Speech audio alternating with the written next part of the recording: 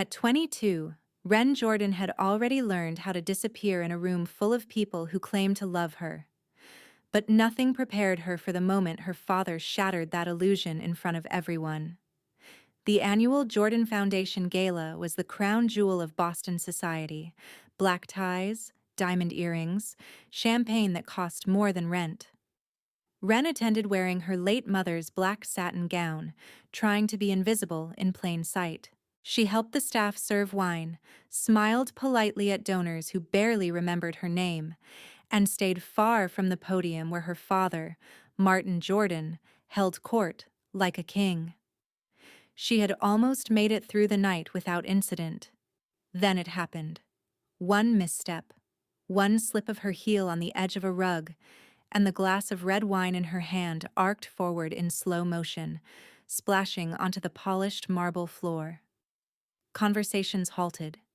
Heads turned. And before she could even breathe out an apology, his hand cracked across her face. The sound was louder than the string quartet. Her cheek stung, her vision blurred. Blood touched her lip, and the room seemed to pause, not in horror, but in hesitation. Martin's voice boomed, "Useless girl, get out." He said it not like a father, but like a man dismissing staff, like she had always been an inconvenience he finally had an excuse to discard. Every eye was on her, some wide with shock, others narrowed with judgment. But no one moved. Not even her brother Cole, standing just feet away with a scotch in hand, the same drink Martin had proudly handed him earlier. Cole looked at her, then looked away, not in shame, in complicity. Wren did not cry. She did not plead. She turned and walked out of the ballroom, her heels echoing like gunshots no one cared enough to stop. Her phone buzzed with 53 missed calls. None of them asked if she was safe. None of them said, "I'm sorry." And that was the moment she realized she had nothing left to lose, only the truth left to tell. The slap at the gala was not the beginning. It was the breaking point. The beginning was quieter, colder, and stretched across years of carefully curated silence. Wren Jordan grew up in a mansion of marble staircases and press-ready smiles, but behind the chandelier glow was a world where everything, including her existence, had to be measured against the family name. After her mother's death when she was just 10, the house lost its warmth, and Martin Jordan, her father, tightened his grip. Her clothes, her friends, her hobbies were filtered through one question: how will this reflect on us? Her older brother Cole thrived under the pressure, molded into the air with a handshake and a future. Wren, meanwhile, became the whisper behind closed doors.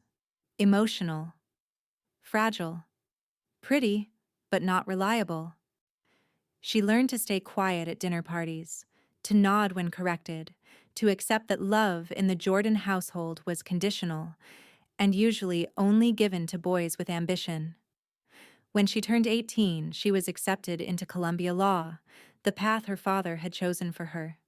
Instead, she chose to work at a nonprofit that supported youth transitioning out of foster care. Martin called it charity cosplay and threatened to pull her funding. Wren did it anyway. She thought her quiet rebellion would eventually earn his respect. It earned his disdain instead. So when the gala invitation arrived, she almost did not go. But something in her still craved peace, or maybe a moment of recognition. She wore her mother's black dress that night, not for her father, but to remember who she had once been before the silence swallowed her. And when that wine hit the floor and Martin raised his hand, it was not just her face that split. It was the lie she had been living inside. If you have ever been told to shrink yourself, to stay quiet to keep the peace, comment yes below. And subscribe to this channel so you never miss the stories that remind us silence is not the same as safety. That night, as Wren sat in her apartment with blood on her lip and missed calls lighting up her phone, she understood something vital. They were not calling to check if she was hurt. They were calling to contain the damage. and she was done being someone else's cleanup. The morning after the gala, Wren sat on the edge of her bed, face swollen, phone still buzzing with voicemails that all sounded like orders in disguise. Not one of them said, "I'm sorry." Not one asked, "Are you safe?" Her eyes drifted toward the bookshelf where a dusty green notebook peeked out from behind a candle she had not lit in years. She pulled it down with trembling hands. It was her high school journal, spiral-bound, its cover soft from years of neglect. She expected to find teenage crushes and college dreams. Instead, she found a quiet archive of humiliation. Dinner entries, birthday disappointments, remarks her father made that cut deeper than any slap. "Your outfit screams desperation. You'll never be Cole. Smile more, you look ungrateful." Page after page, her younger self had written it all down, not to expose it then, but to survive it. Each entry was dated, detailed, deliberate. She turned to the last blank page and wrote in sharp ink, "The night he hit me." It wasn't just about what happened at the gala, it was about everything that came before it. Wren realized she had spent years collecting wounds and calling it normal. But this notebook, this unassuming, faded object, was her proof, her reality, her voice before she ever had the strength to use it.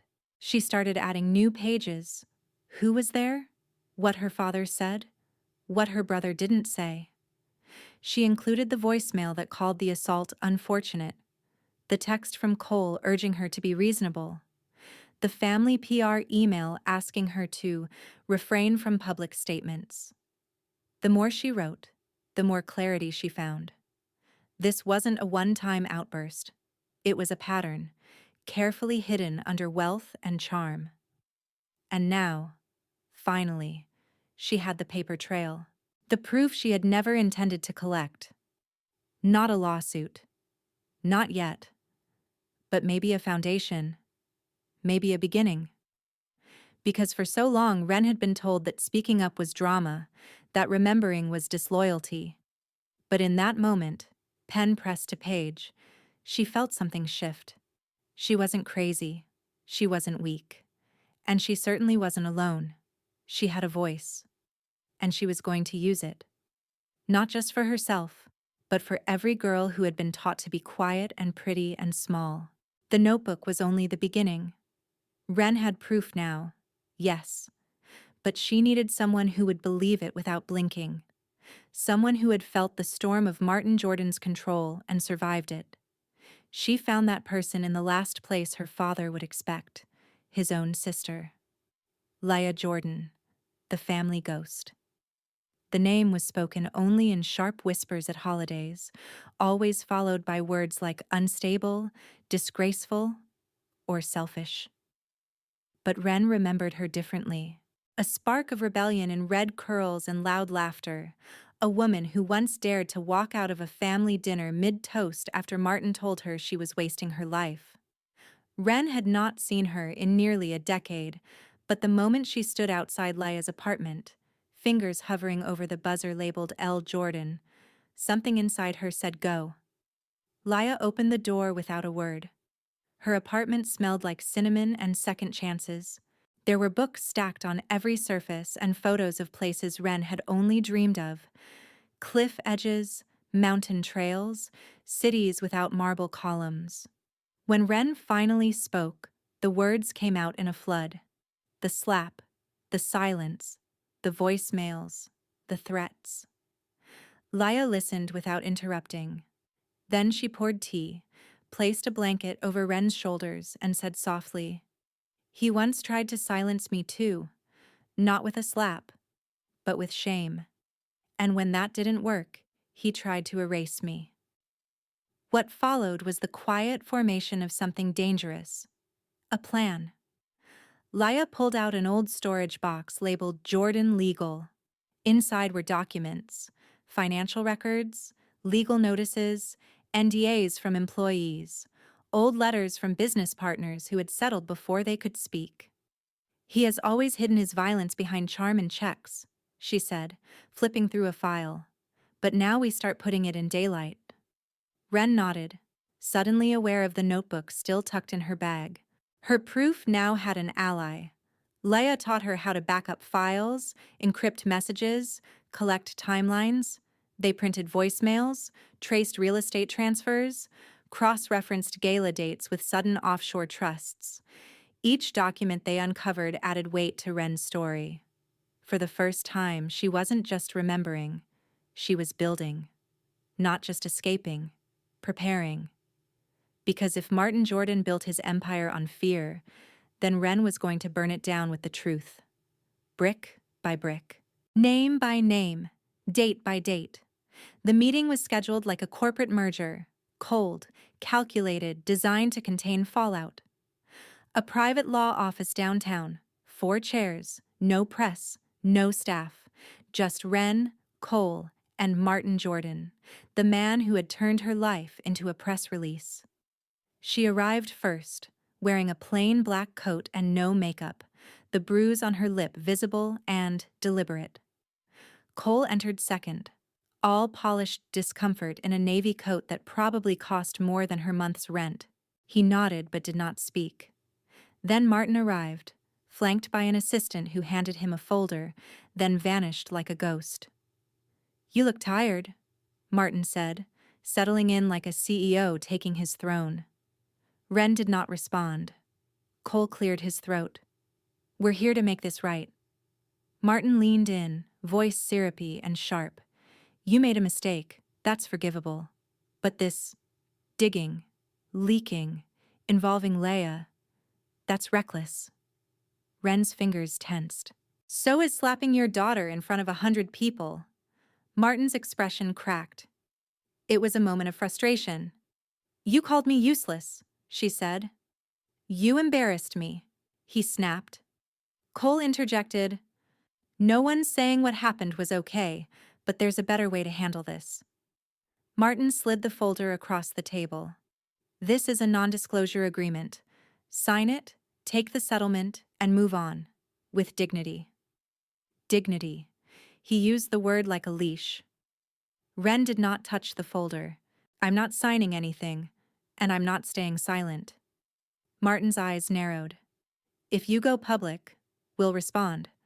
With legal action, character statements, psychiatric records. Don't think we won't." Ren turned to Cole. "Would you let him hit your daughter?"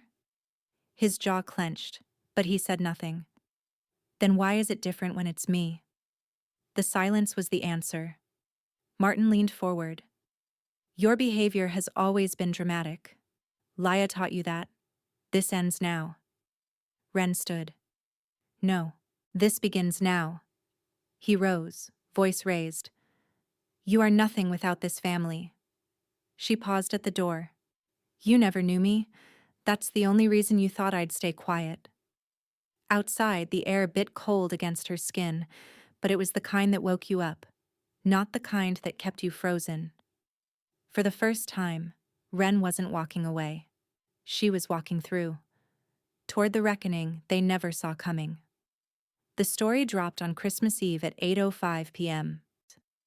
The exact moment Martin Jordan stepped on stage at the Jordan Foundation's annual gala, delivering a speech about integrity, family values, and the importance of guiding the next generation.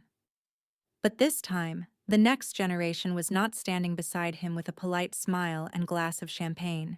She was outside in the snow, watching the glow of the ballroom from a distance, her coat pulled tight against the cold, her heart hammering like a war drum.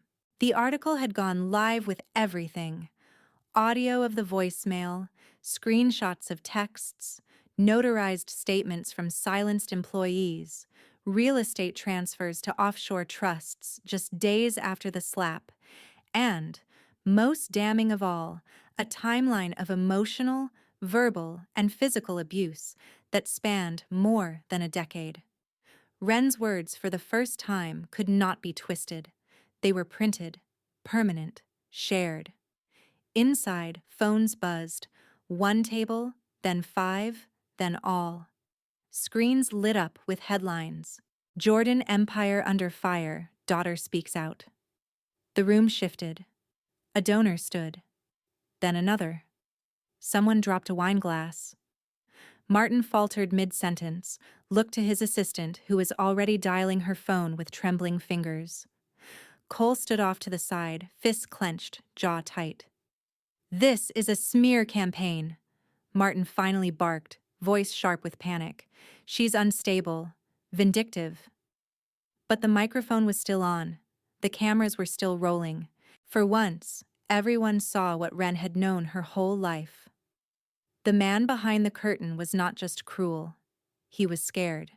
Wren did not wait to see the rest unravel. She walked back to Laya's brownstone, her boots crunching through snow. Inside, the lights were soft and the tea was already steeping. "You did it," Laya said, handing her the cup. But Wren shook her head. "We did." Her phone buzzed nonstop, calls, messages, emails. Some angry, some grateful. One read, "Thank you. I thought I was the only one." Martin had built his empire on silence, but Wren had turned silence into evidence, evidence into voice, and voice into a storm. The fallout would be long, messy, and brutal, but she no longer feared it. Because when the walls fall, you get to decide what gets rebuilt. And this time, Wren would build something no man could silence. Something that looked a lot like justice. Wren did not celebrate the takedown. She moved into a one-bedroom apartment above a bookstore with creaky floors and a drafty window that overlooked nothing but a brick alley, and it was perfect. No chandeliers, no marble, no expectations. She picked out her own furniture for the first time. She painted the walls sage green. She chose silence, but not the kind forced on her by fear. This time, it was peace. The media storm raged for weeks. Martin Jordan was under investigation for financial misconduct. Board members resigned. Sponsors cut ties. Cole sent a single email. "I hope you find what you're looking for." Wren never replied. Every Sunday, Leia came by with tea and stories that made Wren laugh until she remembered she still could. She started volunteering at a local women's center, helping survivors find their own voice through writing. In one workshop, a girl asked, "How do you know when it's time to speak?" Wren answered simply, "When your silence starts sounding more like their voice than your own." That night, Wren sat by the window, knees to her chest, the Boston skyline blinking beyond the fog. Her green journal rested in her lap. The first page still read, "The night he hit me." But the last page? It was blank. Waiting. She picked up her pen and wrote, "This is the first night I don't feel like I have to apologize for existing." Then she closed the journal. Not to forget, but to begin again. Because she was never the useless girl. She was never weak. She was just waiting for the right moment to take back what had always been hers, her voice, her power, her name. If Wren's story moved you, if you've ever felt silenced or invisible, comment "I hear her" below, and subscribe to this channel so you never miss stories of truth, fire, and fierce new beginnings.